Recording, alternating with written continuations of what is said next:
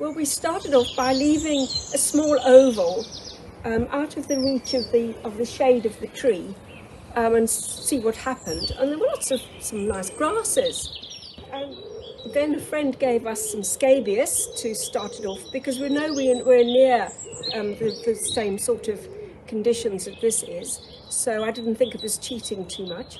This friend a couple of years ago gave me some cowslips as well. And when the cowslips seeded, I just scattered them over the front lawn, and that's how we got so many cowslips, which is a great thrill. The friend also gave me some knapweed. Some of the really interesting things we've had regular bee orchids, also pyramid orchid. We've had 1 year when it was a drought, we only got 3 orchids, but last year I think there were about 13. And we also had something amazing, which is, I realized, was called a mouse ear hawkweed. I've never seen anything like that before, as well as the usual a maiden pink dianthus. I must confess I don't like dandelions, and I pull them up wherever they appear. I've mostly got on top of it. They take over. I don't like people or plants that take over. Classic and wonderful example of how the plants seed themselves and make a miniature garden. We've got here, this is birdfoot trefoil, which will have wonderful yellow flowers, and then the seeds are shaped like that, just like a bird's foot. But there's also there's the cow parsley, the primrose, there's the bellflower, nettle-leaved bellflower. There's, I think I saw, there's some marjoram here coming through. There's some knapweed. There's one of the buttercups. I'm never quite sure which of the buttercups. So that's the knapweed, and that, I think it's one of these scabious. They're slightly different. Not sure. But all in that little patch. All those, and that's just happened because we didn't plant them like that. All this has started from 2, 3, 4 plugs, and they just seed. You have to be patient, you have to enjoy it as it develops. And then this is the salad bonnet. We use that a lot in the summer. We eat it quite a lot, and it's really interesting because this was cut right down, and within 2-3 weeks it's coming up beautifully. You can see, look at that leaf, isn't that lovely? Look at the colours in it. Its flowers are very unassuming. It's for its leaves, really. And I'm not purist about mixing flowers, because here is the columbine and it's nearly out. Isn't that lovely? And some periwinkle. And I like that because it picks and it flowers for 2-3 weeks in the house. It keeps flowering. It's really clever. The top one flowers, and then when that's died, the next one comes, and it goes on down.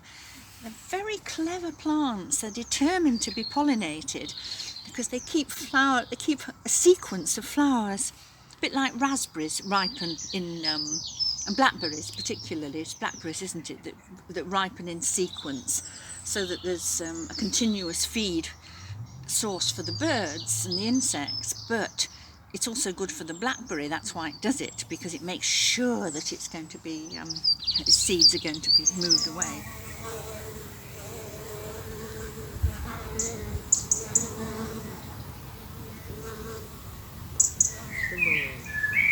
It's very easy. It's very low maintenance. About the time of the first mowing's needed, I take some flour and I make a big area that I want my husband not to mow in, and so he doesn't. And that's all we do. During the summer, if our little bit of grass needs mowing, he will mow but leave the wild area alone. And just in the late autumn, mow the whole lawn again. Couldn't be easier.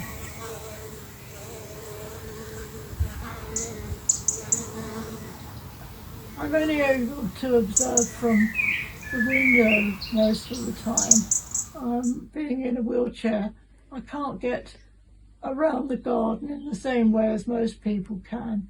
But from my window, I've got a window box in the front. Every year I notice some pollinators coming, the bumblebees, the hoverflies, and looking out further in the garden, I can see butterflies. At the moment we're in April 2021, and I've seen at least 4 or 5 different butterflies. The white ones in the past I'm unable to identify from a distance, but small, that consist of small and white size. This year I've seen orange tips, brimstones, the small holly, and a couple of times I've seen, for the first time in years, the small tortoiseshell, which made me very happy. So next to your lawn, Anne, you've got a lovely wildlife hedge. Yes, well, with the help of some friends, and those friends of mine actually planted it, and so it consists of a field maple, spindle, Gelder rose. We also have a log pile at the back of it, which was the results of pruning the ash one year. And also when we gather the leaves, we usually put them underneath the hedge, and gradually it's provided all sorts of habitats in that way. We made a wildlife pond, so a fairly small pond with a shelving area and some shallow water. And everyone says you see loads of wildlife as soon as you have water in your garden. It's absolutely true. And one of the things, apart from the birds coming to bath, which is just lovely, is seeing the insect life around it, and the bees just sitting on the stones, drinking, and all the other insects that come along.